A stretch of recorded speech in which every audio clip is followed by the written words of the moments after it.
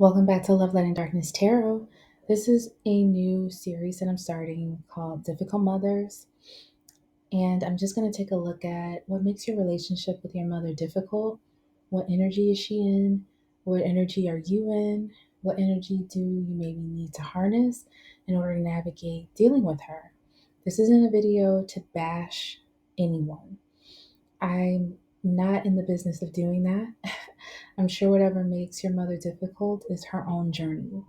So this you don't have to worry about this being a disrespectful gang up pile up on your mom. That's not what we're doing. We're simply just looking at the dynamic between you both.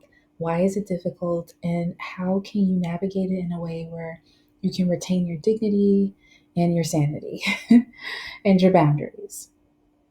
So the way that I set it up, I'll just you can choose one of the images or multiple images if you prefer that correspond to the energy you think your mom is in, energy that resonates with you. You have for your options Emily Gilmore of Gilmore Girls, Lady Mae of Greenleaf, Eleanor for Crazy Rich Asians, and Fiona from Shameless. So, again, you can choose multiple images, whichever corresponds to you. Pardon me, and the video will correspond to the image.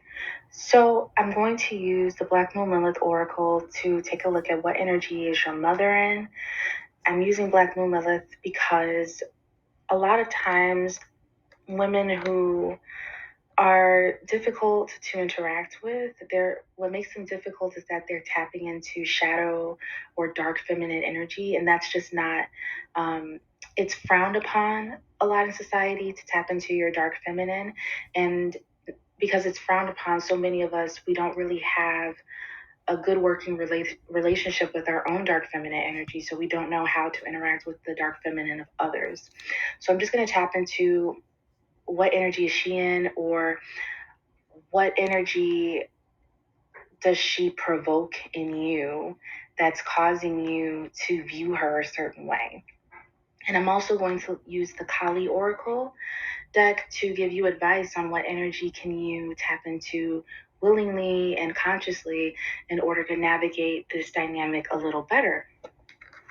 So if you've chosen this image, the image of Lady Mae Greenleaf, you're probably resonating with an archetype of a difficult mother, or a mother you're having a difficult relationship with, because your mother may be tapping into the dark feminine energy of being subversive as a form of being powerful.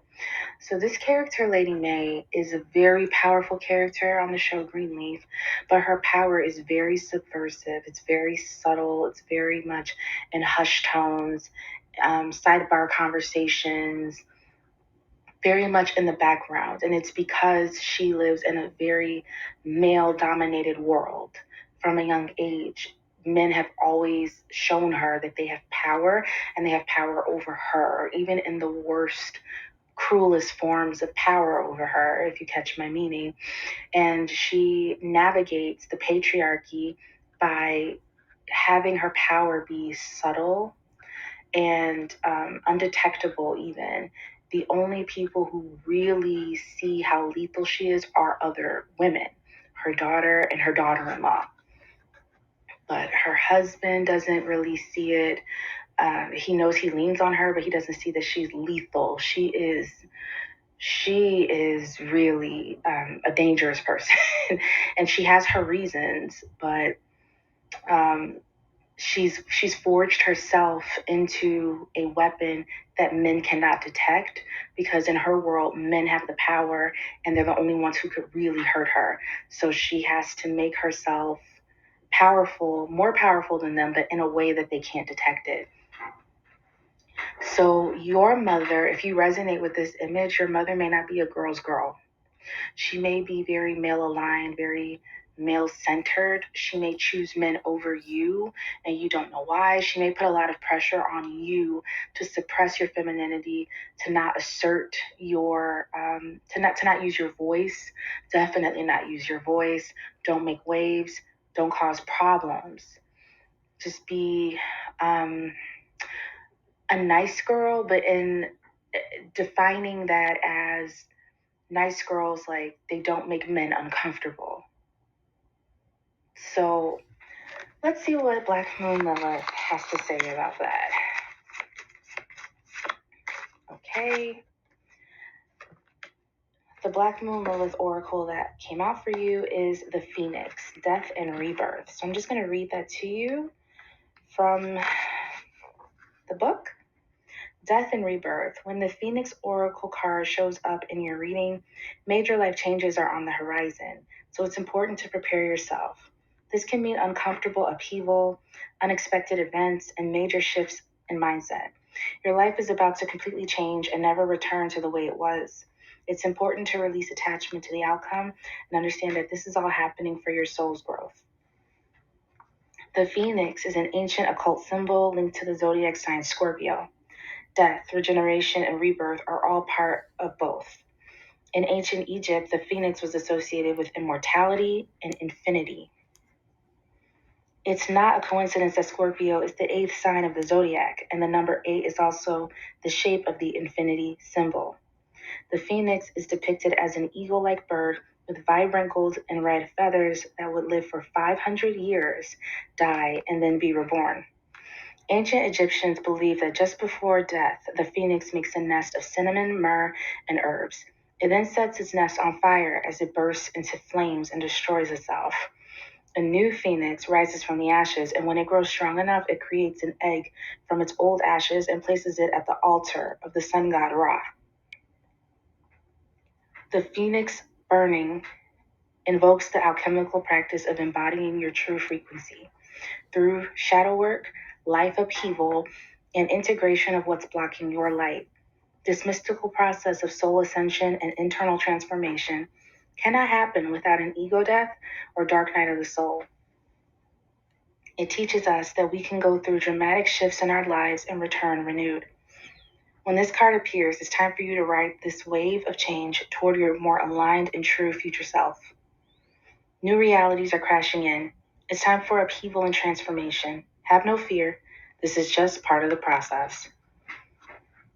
Wow. So, I would say this oracle card indicates that if you resonate with this image, what probably makes it difficult to deal with your mom is that she causes a lot of upheaval in your life, and she causes you to have to start over a lot.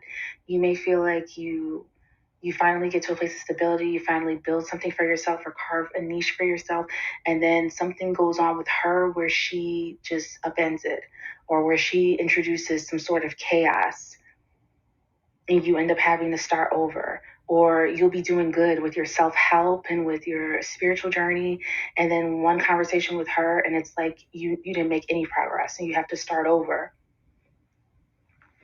It may also be the case that you have a mother who, especially this line in the Black Moon Lilith Oracle,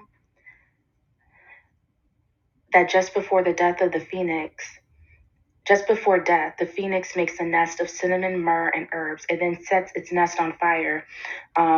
What That's a difficult thing, to have a mother who will set its own nest on fire and then lay its egg at the altar of the sun god Ra. So you may have a mother who is very committed to a doctrine, whether that doctrine is a belief system about nutrition, whether it's about religion or society or like the way things should go. And she's very committed to it and will sacrifice you in the name of it, or will sacrifice you in the name of male centeredness. Like, will throw you under the bus as a way to prove herself to men, or as a way to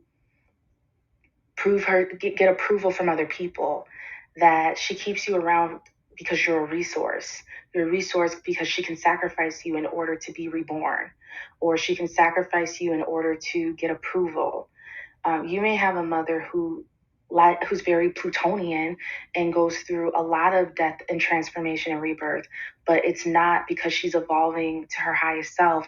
It's because she gets like bored with her life, and then the way that she creates a new life for herself is by taking the life she's already built and destroying it so that she can use the agony of that loss in order to reemerge and be reborn in her new form. So, for example, you may have a mother who goes through a lot of stages. Like, oh, she's really into vegan lifestyle right now, and everything is vegan. Everyone she knows they're vegan, and everywhere we go, it's all vegan, vegan, vegan. But then she gets bored with that identity, and she wants to try out what it would be like to be like, um, I don't know, like a high powered attorney or something. So then all the friends she had, all the friends she made about being vegan, vegan, vegan, she sacrifices them. And all the places she used to go, she sacrifices it. She just destroys it and then uses the ash and the agony of the destruction and the loss to rebuild herself in a new city with new people. And it's all about being an attorney. And you'll know what I mean if you look at your mother's life, and it occurs in stages, and none of the stages have any rhyme or reason. None of them relate to one another. Or if she's very careful to keep her life categorized, where she knows lots of different people, but none of those people know each other, and she's very careful not to let any of them know each other, it's because then it would be clear that she's not being a fully coherent person. She's very fragmented, and no one really truly knows her, and she likes it that way. That may be how she has power too, by making sure no one truly knows her. People only know fragments of her, and because they don't really know her, they can't ever assert power over her. She can have the power over them. That can be really difficult for you because you have no choice but to know her. But that makes you perhaps the most dangerous person in her life because you see all the stages. You know the truth. She can't be fragmented with you. You see the whole picture, which in her mind may mean you have a lot of power. So she may butt heads with you because she perceives you to have power over her because you see her, the real her. And because she can't silence you, no matter how she exerts power or control over you, she can't silence you. And you have to be careful with a mother like this because, like I said, she will set her own nest on fire to lay the golden egg at the altar of the sun god Ra. So she will destroy you if she, and it's not necessarily because she doesn't like you, it's because the agony of arguing with you, the agony of being estranged from you, she's able to use that to her advantage to create and be a catalyst for her own change. She doesn't know how to initiate change that isn't associated with pain. That's why, if you notice, she always levels up after a horrible breakup. And you may wonder, like, why does she date these people? These people who aren't good for her. It's because she knows they're not good for her. She knows they're going to break up. She knows it's going to be agonizing. And from the fire, from the pain, from the loss, that's how she creates. A phoenix needs the ash to create. How does the phoenix get the ash unless it burns everything? That's the danger of someone like this. They only create from ashes, but to get the ash, they must destroy everything. So I would caution you, be careful with someone like this. Let's see what the Kali Oracle is saying, the advice of the Kali Oracle for how you can navigate a feminine like this.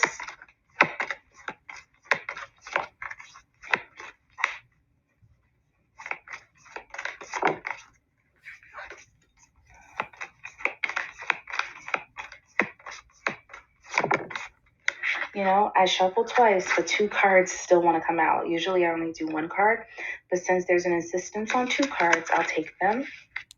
And we'll just have to be quick with reading them. The first is Matangi. I hope I'm saying that right. If I'm not, please forgive me. It's either Matangi or Matangi. And the other is Mahakali. So I'll quickly, because these explanations are really long, I'll just read them quickly. Matangi, she is the tantric queen of outcasts, unveiling hidden inner power to thrive outside conventional society.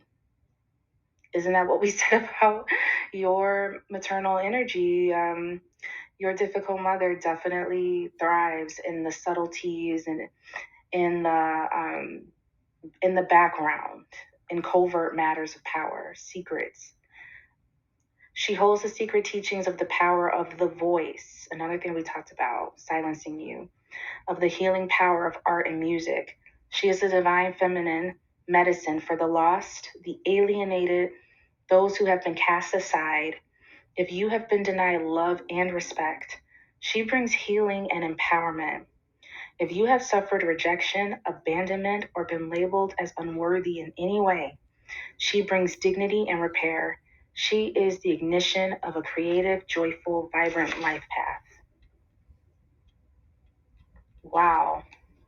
And ways for you to inhabit this energy, it says Matangi is a wild goddess, sparkling green in color, with a green parrot as her symbol.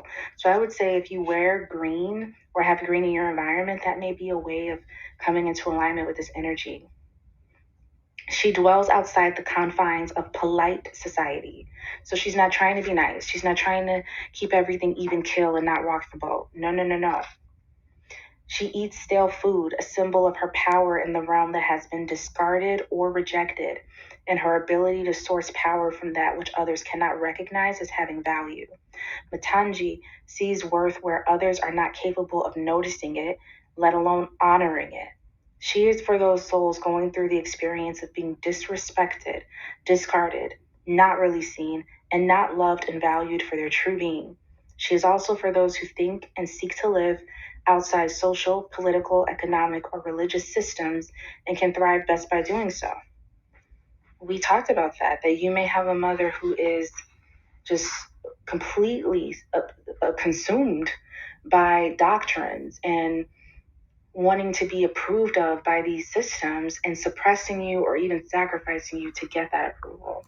So definitely, if you have access to the Kali Oracle, read, or just in your own research, read more about Matangi. I'm going to move on to Mahakali because I'm mindful of the time. I don't want these to be long. Mahakali. Her magnificence steadies the anxious mind and reassures the heart of the empowering grace that arises through trust in her. Attempting to fathom the wisdom behind the workings of the Divine Mother would be like trying to cram the entire ocean into a teacup. Such wisdom is vast, and our perspective is limited. Yet, we don't need to understand divine will to benefit from it. Better to allow her creativity, resourcefulness, and unlimited vision to take effect in our lives, bringing us every grace necessary for our blessed fulfillment. First of the 10 wisdom goddesses, or Mahavidyas, is the 10-armed Mahakali. She is laden with her sacred weapons. Many arms and weapons symbolize the capacity of the Divine Mother to work beyond human limitations. The contrast is not intended to diminish the dignity of our humanity. Humans have a tremendous capacity for heroism, kindness, love, grace, and generosity. Rather, it is an encouragement to engage with the divine with perfect trust in our hearts. Multiple weapons represent multiple creative powers to conquer multiple issues. More than two arms indicate that divine workings are not limited by our human perspective or capacities.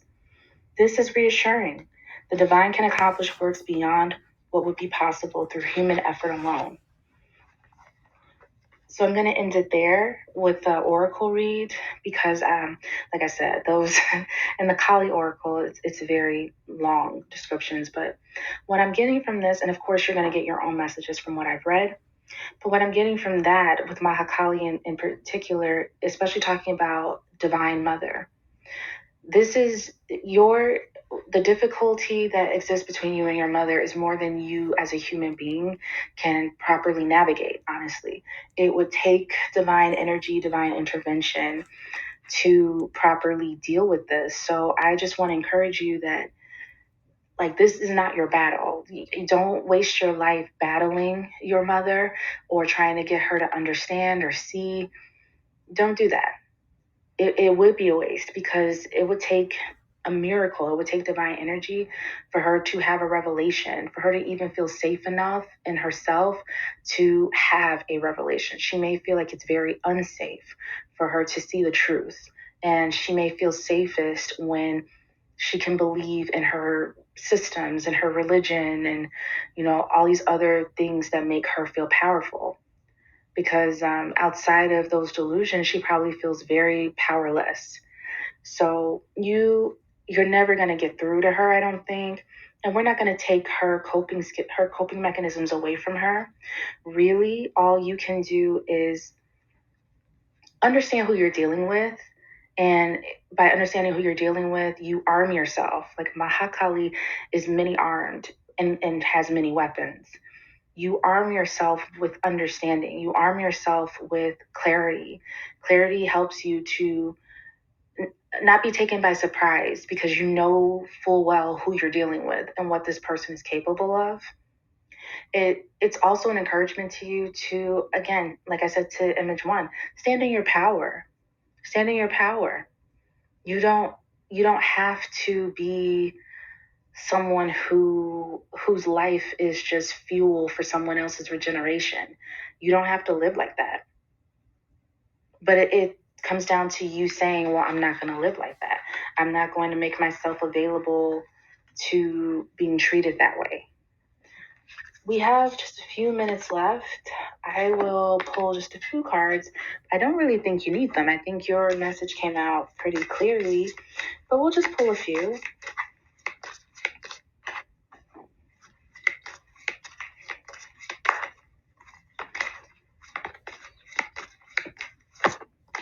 Okay. Five of Wands, which to me speaks of contention. It speaks of, especially, when I see the Five of Wands, because it's a step above the four is stability. So when I see five, I see instability, and I see an extra element, someone who comes into a stable situation and really throws it into chaos, which is what I was talking to you about before. You may find your mother difficult to deal with because anytime you feel like you have stability, she'll mess it up somehow, or she introduces chaos somehow. And she may even be really good at subversive chaos. 222 on the clock when I say that. Wow.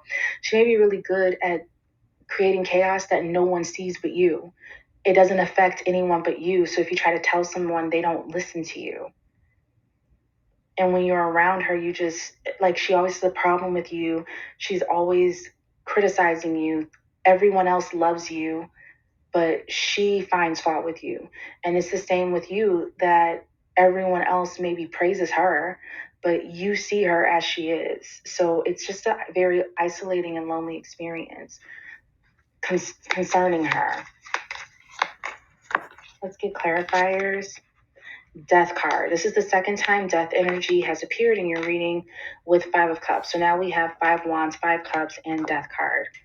Okay, yeah. You have to give yourself permission to not go through this anymore.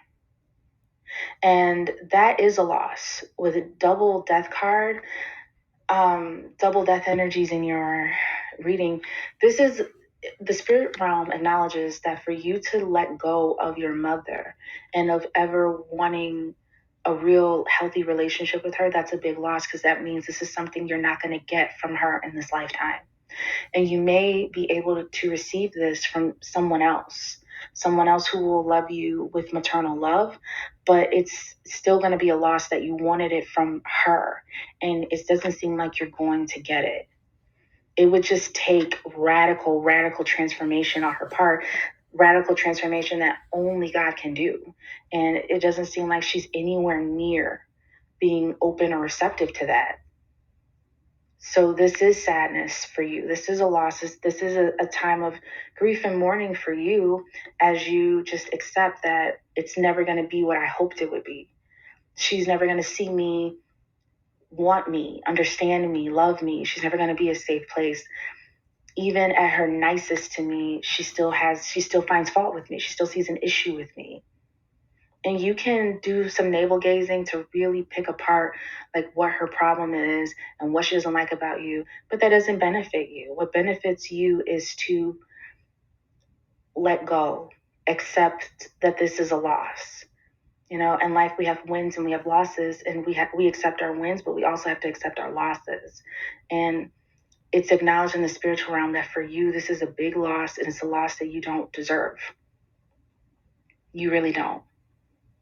and it is going to leave behind an emptiness. Because even if, like I said, even if someone like adopts you and you're their surrogate child, you will still have this feeling of, but the person who was supposed to love me doesn't. The person who carried me does not love me. Another five. And I should have said Hierophant, because as soon as I saw Five of Wands, Five of Cups, I thought, and five, the primordial five is the Hierophant, and here the Hierophant is. This is really encouraging to me, though, because Hierophant, Taurus energy, second house, and then we have Scorpio, death card, eighth house. So Scorpio and Taurus are perfect pairs. This is telling me that this story is going to be evened out. It's going to be balanced out. The scales of justice are going to be balanced for you, because it's acknowledged in the spiritual realm that you deserve to have something, and it was apportioned to you, but mortals, your mother, just decided that, whatever her journey is, she has decided that she's not going to evolve to the point where she's able to give you what you were supposed to receive. And you're right, that's not your fault. So why should you go without it just because someone doesn't want to evolve to the point where they're able and they have the capacity to give it? You're not going to go without it. Hierophant, the energy of the Hierophant is letting me know that your life is going to be rebuilt from the foundation. Rebuilt from the foundation in a way that you will feel stable in your life. No longer this Five of Wands chaos and instability, and someone who can come in and throw your life into upheaval, someone who can just come in on a whim and make you feel like all the work you've been doing was for nothing, because they can still get you worked up like this, upset like this. That's going to go away. You're going to have, and you know what else? With the stability that's coming in for you, it won't be palatable to your chaotic mom. So you will see her a lot less anyway.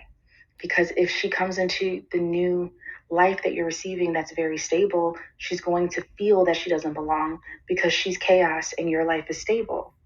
So she either has to destroy the stability like she normally does, or she has to leave. And with Hierophant, you're meeting new people, you're getting joined, married even, to a more stable energy, people who resonate permanently at an energy of stability. So they will not be moved. They will not, your mom won't be able to flip these people on you, feed them lies and narratives about you. She won't be able to come into your life and do her normal thing of creating stability and sowing seeds of discord. She won't be able to do that. She may try her normal tools of subversion and division and sowing seeds of distrust, mistrust, and she may try to do her normal thing, but the new people that are coming into your life, they will not, they're not susceptible to that. They'll see her clearly as she is, and we've already talked about this. She does not want to be seen clearly. That's the last thing she wants. So once she realizes that these new people in your life can see her clearly, and that she won't be able to turn them on you, and that none of them are infatuated by her, she has nothing they want, she won't be able to turn your Four of Wands into a Five of Wands. Once she sees that, I'm telling you, she's going to very overnight have nothing to do with you. So it's best for you to let go of her now, so that later on, when you inherit your new life and she stays away from you, it won't hurt so much because you already let her go.